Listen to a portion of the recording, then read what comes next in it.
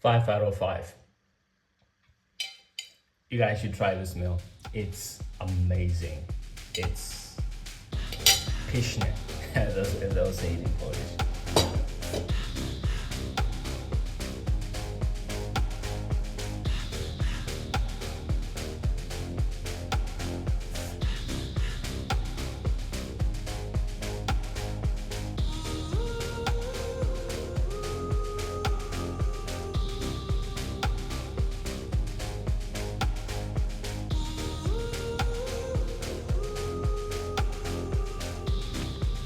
Hi, I'm Tanaka, and today I'll be making a recipe by the name of creamy broccoli chili pasta. It's a mouthful, yes, I know, but this is one of those quick meals that's perfect for any day, and for those people who like prepping their foods for the week, this is for you. Let me show you how to make it, but first let's go shopping.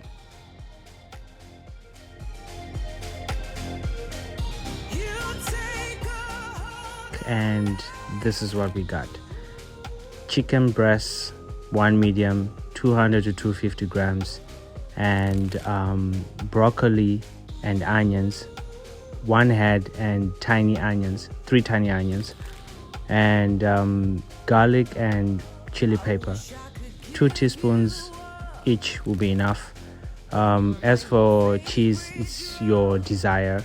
You can go for 150 grams or even more. And then when it comes to the pasta, you're gonna probably use half or less. And this is the most important ingredient: 30% heavy milk, heavy cream, and it depends on how much you want it to be creamy. You know what I mean? And I have to say something as a disclaimer. You're gonna find out that I'm cooking in big pots, and my measurements don't match with what I've said in previously. This is just because I am cooking for prepping, 5 meals in advance, so my measurements are going to be a bit more. So for anybody who cooks, you know that you have to wash your vegetables, and if you're one of those people that doesn't, first, and second, you have no idea what those vegetables have actually gone through to get into your hands. But anyway, here's a fun fact. Broccoli, when you're washing it, wash it from the inside, because when you wash it from the top, like what I'm doing here, you find out that the water doesn't go through. So you actually have to spin it around and wash it like this. And this tends to happen due to the fact that there is a lot of I don't know what it's called, pesticides, I think, that they put in the broccoli, and it tends to make it a little like that. Anyway, that doesn't make sense. What I mean is it tends to become more like an umbrella. So that's why you have to wash it from the inside, and yeah.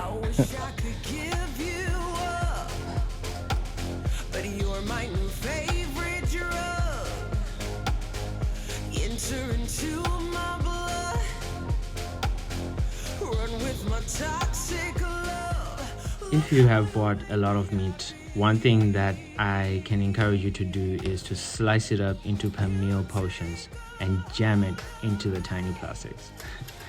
Believe me, it's a life hack. You don't even have to remove the whole damn slab when you now want to cook, right? Anyway, so this is what you do. You take one, breast, and you cut it into half, and then after that you cut it into smaller pieces, like what I'm doing here. And then you put it into your container or whatever it is you're going to be using, and then start throwing some spices to make the meat more, tender and tasty.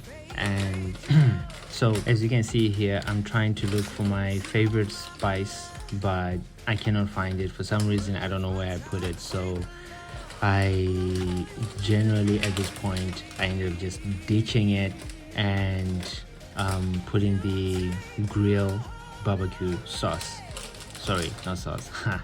grill barbecue, I don't know what to call it, but spice, I guess.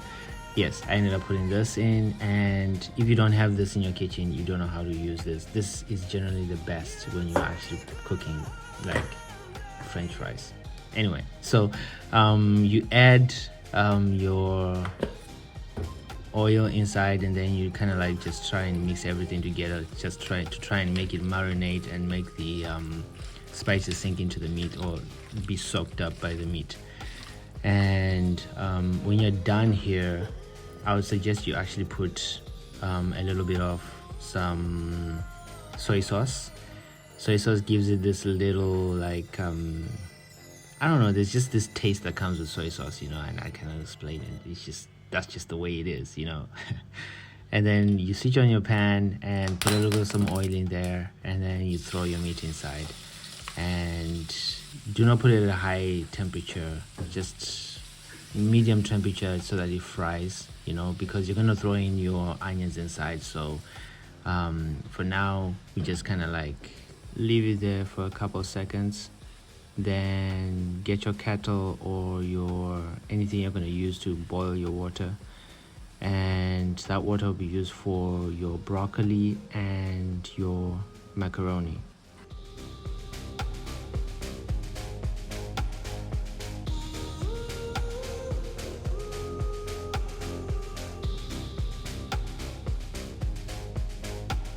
I wish I could give you up, but you're my new favorite drug. General rule of thumb, please wash your dishes as you're actually cooking. This helps you not have so many dishes after you're done and helps you keep your kitchen organized. So add your macaroni inside and also add your onions. Let them cook for like at least 7 minutes to 10 minutes, and then don't let them become like, just let them become golden brownish, you know. And then add your broccoli inside, let it boil for at least 5 minutes to 7 minutes. And then after that, we're gonna take ma.by.tanaka.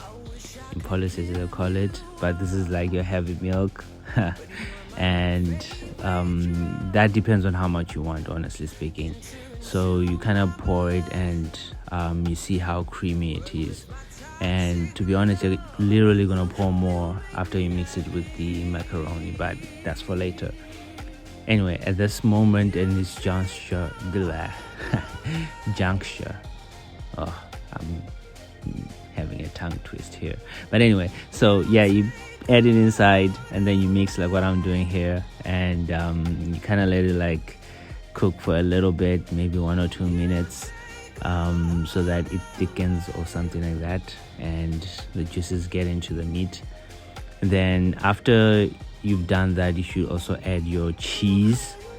After the 1 or 2 minutes, you add your cheese, and the cheese will make it even more thicker and more like gooey, like in some way, I guess. So add your meat into the pot, and then mix a little, and then add your broccoli, mix a little, and then you're gonna add your ma.by.tanaka, your heavy cream. Like I said, it's always better to have something bigger in case you want some more to add more. And also, this is the right time to add your cheese.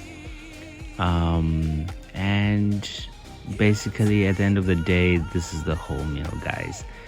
At this point, it's just made of just dishing your food and adding a little bit of some shallots on top to make it look that good, and then enjoying your food. Until the next one, see you guys later.